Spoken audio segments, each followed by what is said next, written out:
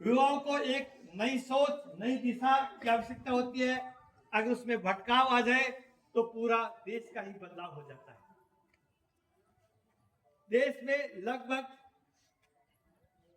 1.5 अरब आबादी में 37 करोड़ 15 से 29 साल के बच्चे हैं।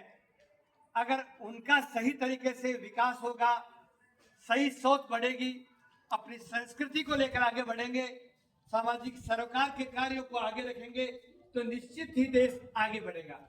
आज देश को जरूरत है अब प्रगति के पथ पर बढ़ने के लिए आत्मनिर्भर बनाने की। भारत सरकार ने और विश्व स्तर पर अनेक संस्थाएं हैं जिन्होंने स्किल डेवलपमेंट जैसी कई योजनाएं शुरू की है।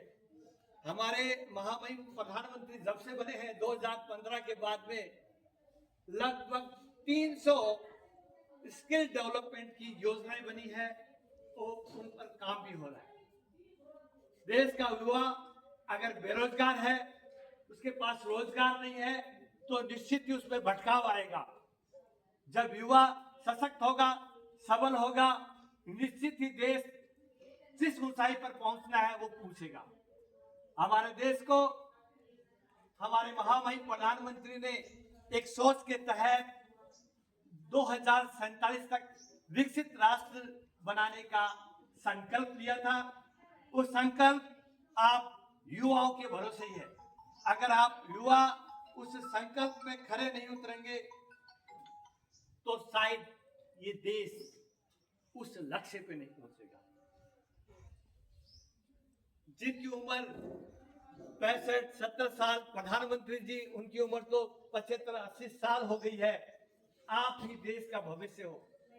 आप सकारात्मक सोच के आगे बढ़ोगे तभी देश आगे बढ़ेगा और जो हमारे लक्ष्य निर्धारित किए हैं उनमें हमारा देश अग्रणी भूमिका में होगा।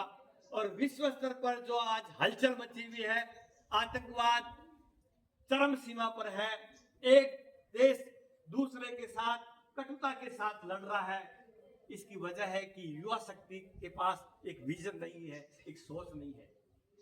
वो सकारात्मक सोच पूरे विश्व में होगी तो निश्चित ही पूरे विश्व में वसुदैव कुटुंबकम की भावना होगी और पूरा विश्व प्रगति के पथ पर चलेगा। युवा वर्ग को